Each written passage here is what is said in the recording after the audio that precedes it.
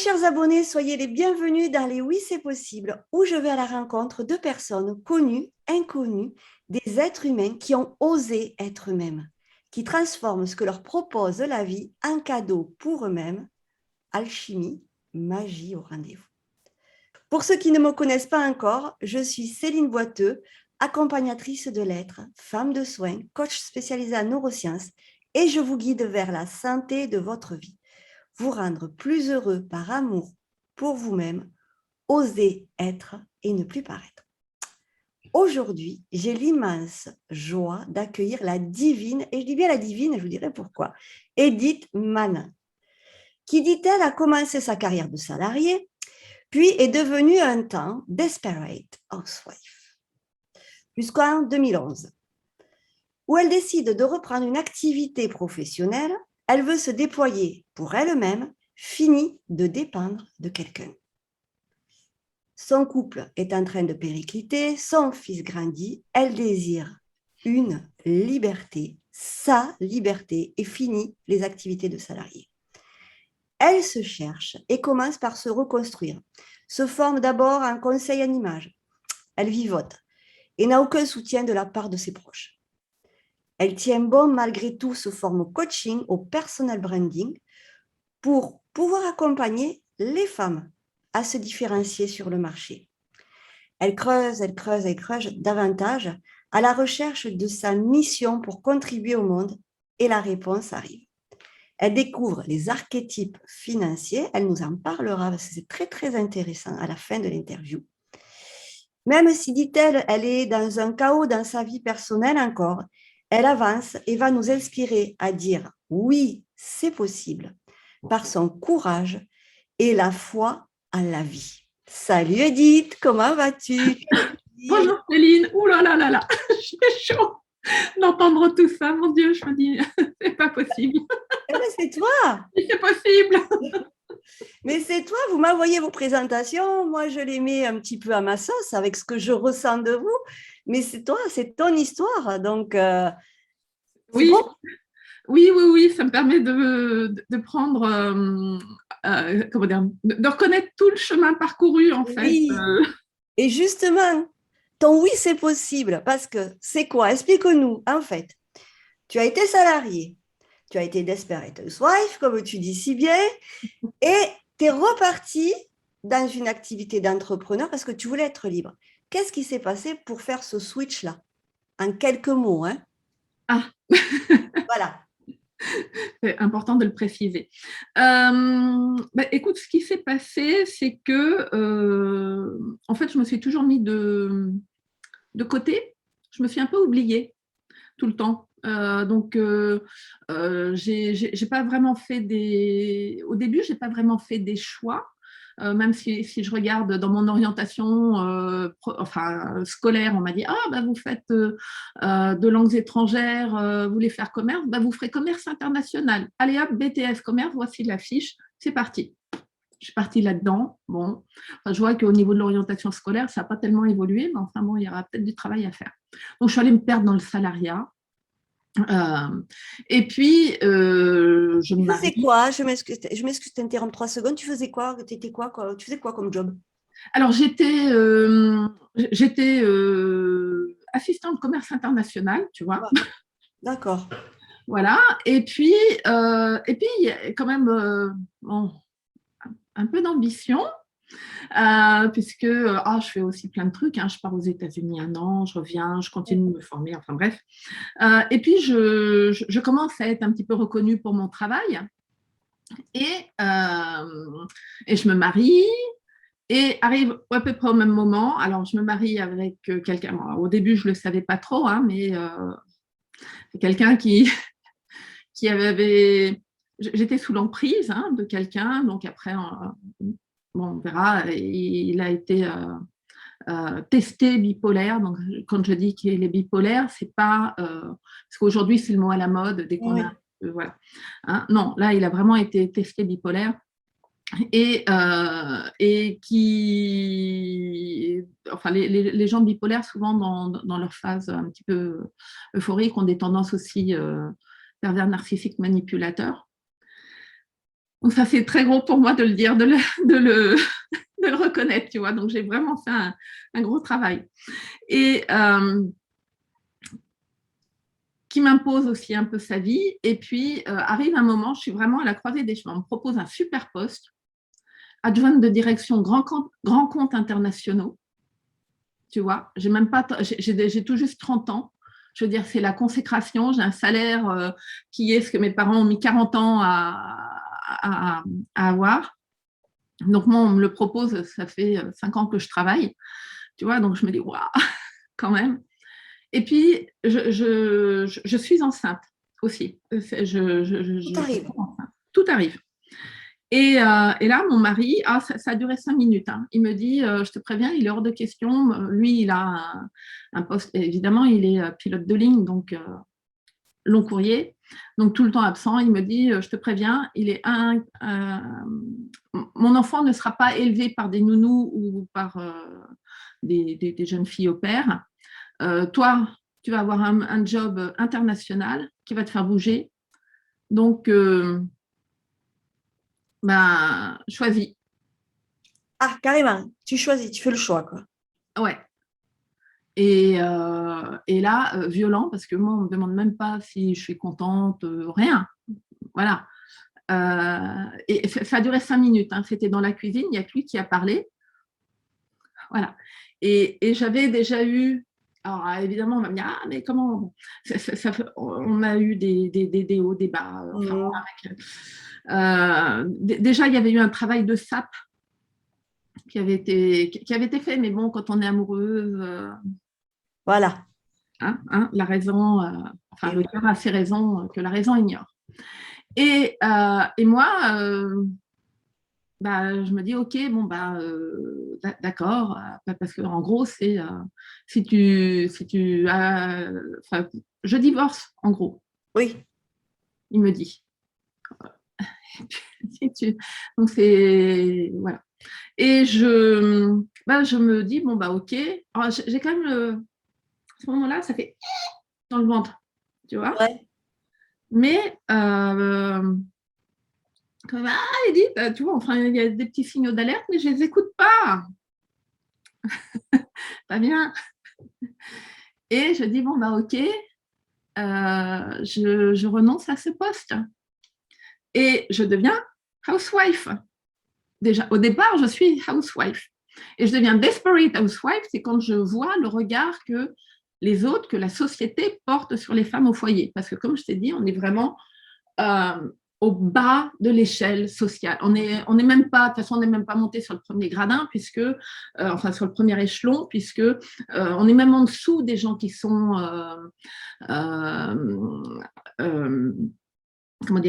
au chômage. Parce que eux, s'ils sont au chômage, ça veut dire qu'ils ont travaillé. Mais toi, dans l'esprit collectif, tu es considéré comme ayant tu passes ta journée en fait dans ton canapé avec à zapper pour regarder la télé et à dépenser l'argent durement gagné par ton conjoint. Voilà. En gros, c'est ça. Et je me le prends en pleine face un jour à un dîner où une femme, et ça a été le plus choquant, me regarde, me dit, ah, et toi, Edith, qu'est-ce que tu fais? Et je lui dis, moi, je m'occupe de mon fils et de ma famille. Ah d'accord. Et elle se tourne et elle ne m'a plus adressé la parole. Là, je me suis sentie mais une merde. Ok. Voilà. Non, mais c'est important parce que je pense que ça va résonner aussi à certaines mamans parce qu'il y a des mamans qui élèvent leurs enfants voilà, et qui n'ont pas d'activité professionnelle, certes, mais élever un enfant, pour moi, c'est une activité professionnelle et elles ont toute la place dans la société. Et si elles n'étaient pas là, voilà, il faudrait les inventer. Donc ça, c'est hyper important. Donc, tu refuses ce poste. Tu es à la maison, tu t'occupes de ton petit, de ta grossesse et de ton petit qui va naître. Et tu dis justement jusqu'en 2011. Voilà. 2011, t'en as marre, il est grand. Oui, je vois bien qu'il a 11 ans et je vois bien que je ne suis plus la première personne dans sa vie, malheureusement. Et je me dis, et puis je vois bien aussi avec mon mari, ça va de plus en plus mal. vraiment, je suis pour lui, ma place, elle est entre la cuisinière et le lave-vaisselle, enfin, le lave-linge, D'accord. tu vois. Donc, je n'ai absolument. T'as pas ta place. Si, je suis l'intendante de la maison. Oui, voilà. Voilà. Mais je ne suis pas rémunérée pour ça. Enfin, si, on estime qu'on m'offre un joli cadre de vie et donc que j'ai pas mon mot à dire, quoi, et que je dois. Je le reconnais, hein, c'est mon tort, c'est que je me suis passé moi-même les menottes. Hein. Mhm. Je me suis créée, je me suis laissée enfermer dans cette prison dorée, mais ça a beau être doré, c'est quand même une prison. Et donc là, tu viens, tu dis, je veux plus être salarié, je veux créer quelque chose pour moi et être libre. Ouais. Et tu es parti sur le conseil en image. Pourquoi le conseil en image? Qu'est-ce que c'est qui Eh t'a ben, fait partir sur ça? alors, j'aime ce qui sort de l'ordinaire. Donc, je vais voir une graphologue qui me fait faire des tests, pas juste d'écriture, mais des tests de personnalité, enfin, toute une batterie. Et elle me donne des pistes d'orientation. Et je pars avec ça, et ça mouline. Et un jour, c'est ma petite nièce qui me demande, enfin, je lui dis, ah, qu'est-ce que tu veux pour Noël? Et elle me dit, ah, est-ce que tu pourrais m'offrir alors, une fois, c'était du maquillage, une fois, c'était des soins de la peau, une fois, c'était enfin, des choses comme ça. Et puis, ma mère, qui lui dit, au même moment, qui lui dit, ah, bah oui, et toi, et moi, qu'est-ce que tu veux? Enfin, qu'est-ce que tu veux de notre part? Et elle lui dit quelque chose. Alors, je ne sais plus ce qu'elle lui demande, mais un truc un peu sérieux. Puis je lui dis, mais pourquoi c'est toujours à moi que tu demandes des trucs de maquillage, de beauté, de tout ça, ou de fringues, ou des trucs comme ça. Et elle me dit, parce que autour de moi, tu es celle qui me semble la mieux à même pour me conseiller. Quel beau message. Ah bah oui. Alors je me suis dit, mais attends, mais si c'est ça que je dégage, eh ben on y va. Tu vois? Ouais. C'est beau en plus, de la part d'un enfant, en fait, d'une petite fille, quoi. C'est très, Ouais, elle avait une ado, ouais, mais voilà, ouais, voilà. voilà, Enfin, ouais. Le message, là, si tu l'avais pas entendu, c'est que tu étais sourde, clairement. bah oui, il y a un moment où quand même on se débouche les oreilles parce C'est ça. qu'on a fait quelques erreurs. Et à pas écouter la petite voix. Mais là, donc, donc je pars là-dedans. Et en même temps, alors là, je rentre, en fait, en même temps, si tu veux, je commence à me reconstruire parce que je suis vraiment, je pars tu vois, il y en a qui disent, moi, je repars de zéro. Et moi, j'estime que je ne suis pas partie de zéro. Moi, je suis partie de moins quelque chose. C'est-à-dire que je vivais de ce que gagnait mon mari. Et en tant que pilote de ligne long courrier, il gagnait très, très bien sa vie. Très, très bien sa vie. Et moi, j'estime que je pars de moins, de moins plus le chiffre que Mhm. lui gagne tous les mois. Donc, il a fallu déjà que je remonte jusqu'à zéro. Tu vois, c'est comme toutes les personnes quand elles sont endettées, et on va en reparler, mais quand je travaille avec avec mes clientes sur la relation à l'argent, je travaille des fois avec des personnes qui ont une personnalité, qui vont être qui se mettent dans des situations, elles sont endettées. Et leur objectif, c'est pas d'avoir 10 000, 20 000, 100 000, peu importe, c'est d'arriver à zéro. Déjà, de se sortir de ça. Et moi, toute ma première activité, ça a été de remonter de moins machin Mhm. jusqu'à zéro, de reconstruire ma valeur. Parce que franchement, je n'ai plus du tout confiance en moi. Et les gens qui me connaissent ne me reconnaissent plus. Ils me disent, mais je ne comprends pas. De nous, tu vois, j'ai des amis qui me disent, mais je ne comprends pas. De nous trois, quand on était en formation, tu étais celle qui était la mieux à même à réussir. Et aujourd'hui, tu te considères, je rase les murs. D'accord. Donc, cette première activité vivote, parce que mais elle m'aide à me reconstruire. Et en même temps, elle m'aide à apprendre le métier de chef d'entreprise. parce que je fais toutes les erreurs. Oui. En tout cas, une très grande partie de toutes les erreurs qu'on peut faire quand on débute. Et la première, c'est de croire qu'on peut y arriver tout seul. On ne peut pas savoir ce qu'on ignore. Mais bon, c'est formateur. Je remercie mon mari qui me permet aussi d'avoir ce temps de faire ces erreurs parce que, bah oui, j'ai de l'argent à la maison quand même. Je continue de me former et puis je sens qu'il y a quelque chose. Je travaille avec les entrepreneurs, je me fais accompagner. Alors, je me fais accompagner par le BGE du coin. Et là, on m'envoie, enfin, on me fait faire ah, vous êtes dans le conseil en images, ah, vous pouvez aider les chômeurs, vous pouvez aider les personnes qui sont divorcées, vous pouvez aider les personnes, les enfants, vous pouvez aider les ados, vous pouvez aider les étudiants en recherche d'emploi, vous pouvez aider les personnes qui ont perdu du poids. Je ne sais pas si j'ai déjà cité. Enfin bon, et il m'envoie sur tout ça. Et au bout d'un moment, je me dis, putain, j'ai une pelote de laine au-dessus de la tête. Et j'ai l'impression que je suis en train de sauter pour essayer d'attraper un truc, une ficelle, et que je tire. Alors j'en tire plein des ficelles. Je fais des efforts, je saute pour attraper. Et je tire pour essayer de décrocher un truc, que ça marche. Mais au bout d'un moment, je m'épuise, puis à force de tirer toutes ces ficelles, j'ai un gros nœud, tu vois. Et là, je suis épuisée et je me dis, il y a quelque chose qui ne va pas. Et puis en plus, moi, ce que je veux, c'est travailler avec les entrepreneurs. Parce que je les vois dans les networking qui me disent, ah, mais ouais, c'est vrai, l'image, c'est important, mais tu comprends. J'ai déjà fait mon site internet, ma carte de visite, et puis ça ne fonctionne pas. Finalement, ça me correspond pas. Et je me dis, enfin, il y a quelque chose à faire. C'est pas possible. Tous ces gens qui investissent de l'argent, de l'énergie, du temps à monter leur boîte, et ça ne fonctionne pas. Et donc, je retourne encore me former. C'est là que je rentre dans le coaching avec David, que tu connais. Oui. L'énergie est magique. David Lefrançois, pour ne pas le nommer. Voilà. Oui, c'est vrai, rendons à César ce qui appartient à César, pas à François.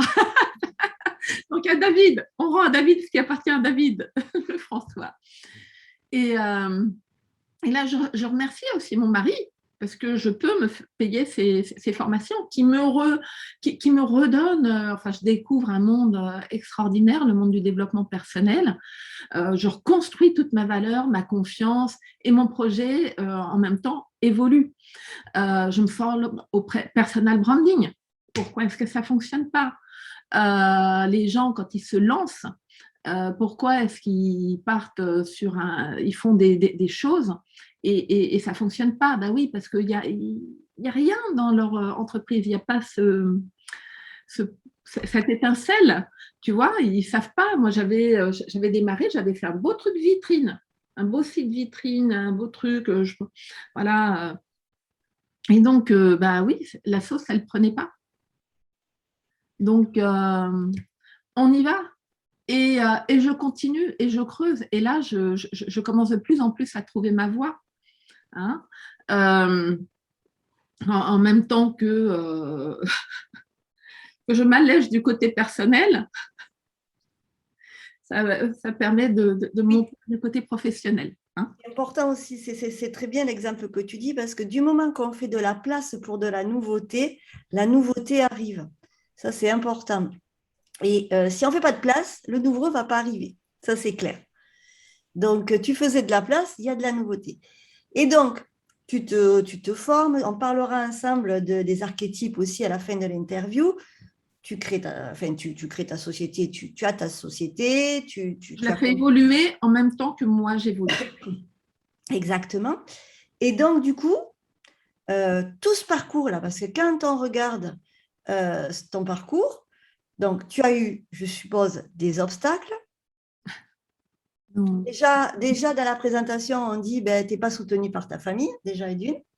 Donc, ça, c'est vraiment quelque chose c'est vrai que c'est dur. Comment tu as vécu ça? Alors en fait, bah, tiens, tu vois, alors c'est effectivement quand David nous parlait hein, d'avoir notre équipe de réussite, de construire notre équipe de réussite. Alors au début, j'avais mis des gens dedans, puis j'ai compris que il y avait des gens, il valait mieux que je les vire de mon équipe de réussite. Et que bah, valait mieux ne pas en parler avec eux, parce que, enfin avec ces personnes, parce qu'effectivement, on n'est pas sur la même longueur d'onde, on ne se comprend pas. Au début, c'est un peu dur. En fait, après, bah, tu comprends que ce que la personne pense, bah, ça lui appartient, et puis que parce que bon, à force de vouloir de vouloir faire plaisir à tout le monde, au milieu du chemin, j'ai oublié quelqu'un. Nous, ouais, c'est ça. Et quel obstacle tu as eu aussi? Parce que c'est important aussi parce que tu avais eu une activité de salarié. Donc, l'entrepreneuriat, c'était pas un monde que tu connaissais. Quand tu t'es lancé la première fois dans l'entrepreneuriat, t'as eu des obstacles, t'as su par où t'y prendre, qu'est-ce qu'on t'a dit? Bah non, en fait, je ne savais pas comment, par quel bout commencer. J'ai fait l'erreur de croire que j'y arriverais toute seule. Ça, c'est une des premières erreurs. Mais aussi, et ça m'énerve profondément, c'est-à-dire que les gens qui veulent passer du salariat à l'entrepreneuriat, et j'espère qu'ils l'entendront, ce message, c'est prévoyez un budget pour vous former à votre nouveau métier, ce que vous voulez faire, si par exemple ce que vous faites en tant que salarié n'est pas ce que vous voulez faire en tant qu'entrepreneur. Hein. Si vous avez été comptable et puis vous voulez devenir, je sais pas, hypnothérapeute, vous allez changer. Enfin, on va changer Ça change. Et puis, c'est pas pareil, on n'a pas la même posture. Le salarié et l'entrepreneur, il n'a pas la même posture. Ouais, mais des fois, les gens vont négocier un départ négocié, voilà, où on va leur payer leur nouvelle formation, mais prévoyez aussi un budget pour vous former en tant que chef d'entreprise. Parce que ça, c'est votre premier métier, en fait. Avant de pouvoir être hypnothérapeute ou de pouvoir être fleuriste ou machin, enfin, de pouvoir exercer votre passion, vous devez apprendre à devenir chef d'entreprise. Parce que euh, enfin, il y a deux façons d'apprendre, hein, par l'observation ou en faisant, en refaisant. Et c'est quand même plus facile. On va beaucoup plus vite quand on se fait accompagner pour. Et du coup, le regard des autres, toi, ton entourage, tout ça, quand tu as basculé là, comme ça, Ah c'était ben, bienveillant, c'était. alors, comment te dire régulièrement, on me faisait rappeler que ce n'était pas avec ce que je gagnais que je pourrais faire vivre la famille. C'est vrai, hein, c'est vrai que c'est des trucs. Ouais. Voilà. Quand j'ai annoncé que je divorçais, et c'est moi qui ai initié le divorce, même si effectivement mon mari, avec ses hauts, ses bas, a fini par partir, mais un jour, me faisant encore une énième menace, je lui ai dit, bah, il n'y a pas de souci, moi je demande le divorce. C'était le choc. Mais bon, voilà, j'étais contente de moi d'avoir un jour, enfin bon, j'avais fait mon calcul, puis un jour, je me dis, oh, mais tu as réussi à faire tout ça? Mais ouais, mais Le oui, chiffre d'affaires. mais oui. Allez, il te fait encore une menace que si tu ne reviens pas comme avant, tu vois, hein, bien soumise, eh ben, ça va barder pour toi. Eh ben, je dis, bah, écoute, il n'y a pas de souci. Non, je ne reviendrai pas. Et au passage, je demande le divorce. Donc, je reçois donc comme soutien, c'est pas avec ce que tu gagnes que tu pourras nous faire vivre, entre autres. Voilà. Quand j'annonce que je divorce, ah, et ben alors tu vas enfin pouvoir te trouver un vrai travail. D'accord. Mais j'ai déjà un travail. C'est ça, c'est très bienveillant tout ça. Ouais, ouais, ouais, ouais. Donc tout ça, c'est viré de l'équipe de réussite. Hein. Voilà. Euh, Tes amis, tes proches. alors, mes amis, alors aussi, il a fallu que je fasse comprendre à des amis que c'était plus la peine de m'appeler à 11 heures du matin ou à 2h30 de l'après-midi pour aller à la séance de ciné, qu'il y avait un moment, voilà, j'avais aussi mon activité, que j'ai été obligée de mettre un panneau sur ma porte, sur la porte de mon bureau qui disait porte fermée égale ne pas déranger. Ça, alors ça, c'est rigolo que tu en parles. C'est vrai que oui, d'aller oui, c'est possible. Ça peut parler aussi à des personnes qui se mettent à leur compte. Ça, c'est quelque chose que les personnes ont du mal à comprendre. Ben oui, parce que tu es à la maison, donc tu es Ex- censé ne rien foutre, Exactement. Tu es avoir disponible. plein de temps. Et voilà. Exactement. Tu es disponible et du coup, ben, enfin, voilà, tu peux décrocher ton téléphone, tu peux aller faire un truc vite fait. Non. Moi, j'expliquais au tout début, et pourtant à mon mari aimant, soutenant, je dis, mais non, je dis, parce que si j'étais à l'extérieur, tu ne pourrais pas m'appeler pour me dire, va le faire. Je te dirais, non, je ne peux pas, je suis dans mon activité professionnelle, je suis bloquée, je ne peux pas le faire maintenant. Mais c'est vrai, et je pense que j'étais pareil avant, hein, loin de là. Je ne m'imaginais pas que, voilà, c'est pas parce que tu es à la maison que c'est guinguette et que tu fais au gré du vent, un peu là, un peu là. Non, voilà, c'est quelque chose où il faut être dans une présence et une concentration de tous les instants. C'est très bien que tu le soulèves. Ouais, parce que oui, j'étais obligée d'apprendre, j'ai dû apprendre à mettre des limites, à mettre mes limites, déjà des limites à moi, à plus vouloir être disponible pour tout le monde. Oui, oui, il y a des fois, je ne suis pas disponible. Ça ne te convient pas? Voilà.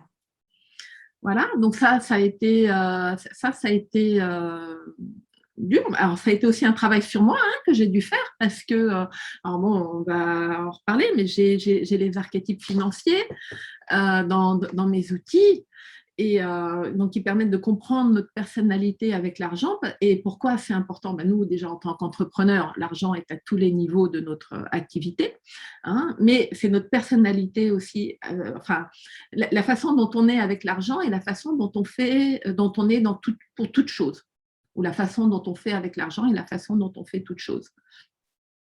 Et moi, le jour où je découvre mes archétypes financiers, alors j'ai le numéro 1, c'est connecteur. Alors c'est le plus insouciant avec l'argent. C'est pour ça que je ne comprenais pas quand on me disait « Ah, elle s'est mise avec ce mec parce qu'il a plein de thunes ». Non, pas du tout. C'était pas du tout pour ça, donc je ne comprenais pas.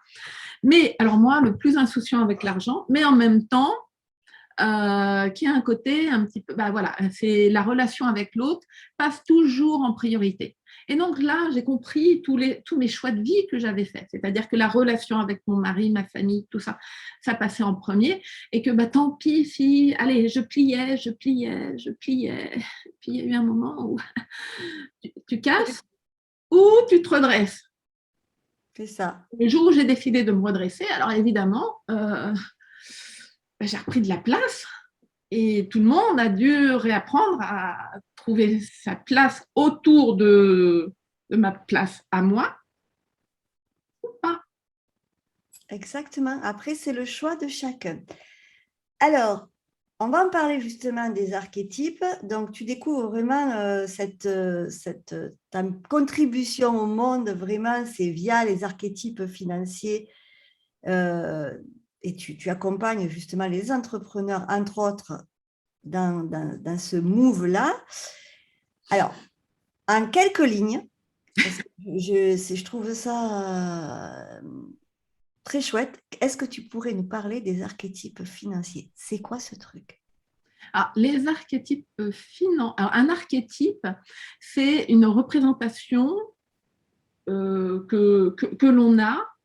Je vais donner un exemple, ça va être beaucoup plus simple, mais c'est une représentation mentale que l'on a et à qui on va adresser, on va attribuer, excuse-moi, c'est le mot anglais qui m'arrivait, on va attribuer des comportements, des valeurs, et tout ça, c'est reconnu, c'est au niveau, quels que soient euh, le continent sur lequel on se trouve, c'est pour tout le monde la même chose. Si je prends l'archétype de la maman, de la mère, on a tous en tête ce qui nous vient, l'image de la femme qui protège son enfant, qui en prend soin, qui soigne, qui nourrit, etc. D'accord? Si je prends l'archétype du héros, on a tous l'image en tête de quelqu'un qui, c'était pas le cheval gagnant en début de la course, hein, et qui surmonte tous les obstacles. Ça. Et qui se découvre hein, en même temps. Il n'était pas parti, voilà, mais qui devient le héros. On prend, tu vois, si tu prends Harry Potter, tout le monde le connaît. Exactement. Quand il se présente, mais moi je suis juste Harry. Ben non. Était... Voilà. Donc au niveau de l'argent, eh ben, il y a 8 archétypes financiers. D'accord. Et ces archétypes ont tous des talents, des forces avec l'argent. Et en même temps, bah, ils ont, quand ils ne se connaissent pas, quand ils les connaissent, quand on ne connaît pas ces archétypes financiers, bah, on a tendance à les basculer sur le côté obscur de notre archétype financier, sur notre zone, enfin, j'adore Star Wars aussi, et donc c'est pour ça que je parle toujours du côté obscur. Et là, eh ben, c'est la cata, enfin, c'est la pagaille, c'est toute notre zone d'ombre et on agit à partir de là. Et donc, eh ben, tout devient dur. C'est comme si on va à contre-courant de ce pourquoi on est fait. C'est très, très chouette, c'est très inspirant. Moi, j'ai découvert ça avec toi hein, quand on s'était rencontrés. J'avais un petit peu regardé, mais c'est vrai que je trouve ça super inspirant. De toute manière, tu dois connaître Christian Junot. Mm-hmm. Ce que l'argent dit de vous, voilà quoi, il en dit tellement sur nous de l'argent. Donc, voilà. Alors, on arrive au terme de l'interview. Tu vois, c'est nickel.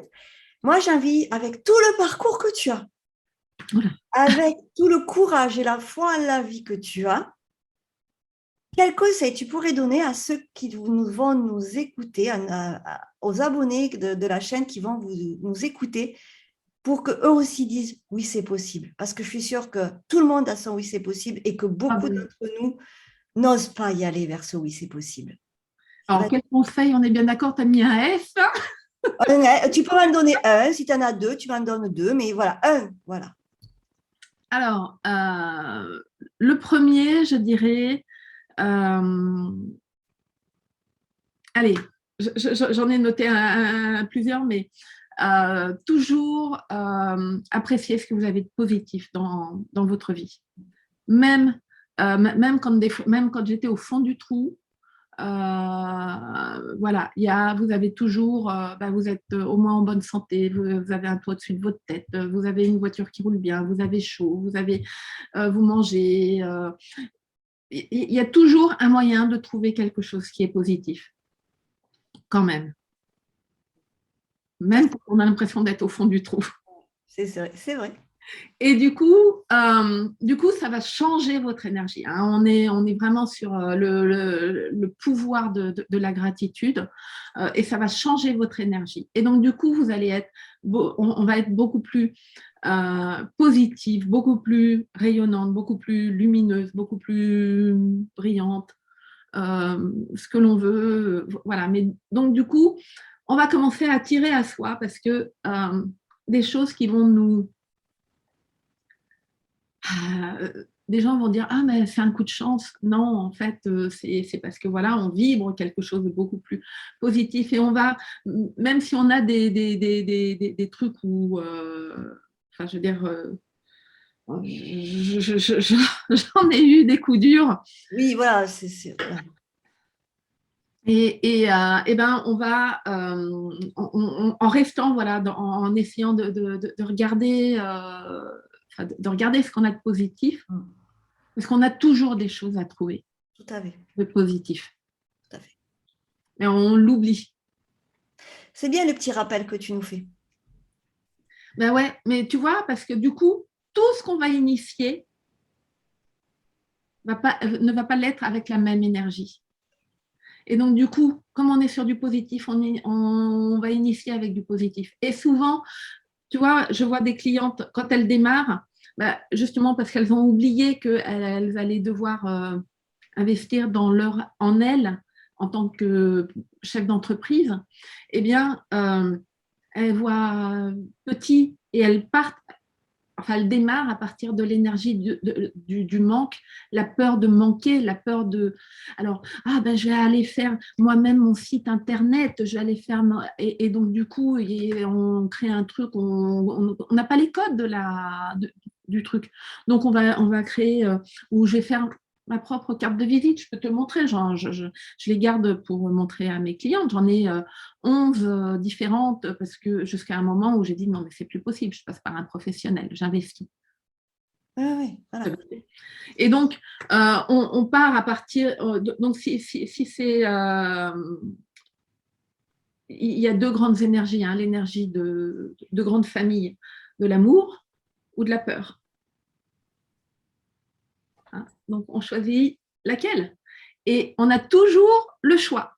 Exactement. Je suis désolée, mais et ça c'est une leçon que j'ai dû apprendre parce que pendant très longtemps je me suis un peu mise dans cette position de victime.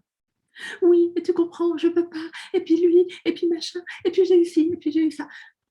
Et puis à un moment, voilà, tu as le choix, Edith. Tu choisis quoi? C'est très, très beau et on va finir là-dessus parce que c'est très beau. Tu as laissé un truc juste parfait. J'aime bien quand ça se termine comme ça. Voilà. Alors, je te remercie profondément. Merci Et à pour toi, hein, parce que ton temps. Euh, et vraiment, je te souhaite le meilleur. Vraiment. Euh, nous, on se retrouve, je suis très émue. On se retrouve pour un prochain invité dans la série. Et pour finir par ça, est-ce que vous choisissez l'énergie de l'amour pour vous-même, M''AIME, ou est-ce que vous choisissez l'énergie de la peur? On vous embrasse. Merci Edith. merci à toi, Céline. À bientôt. Ciao, ciao.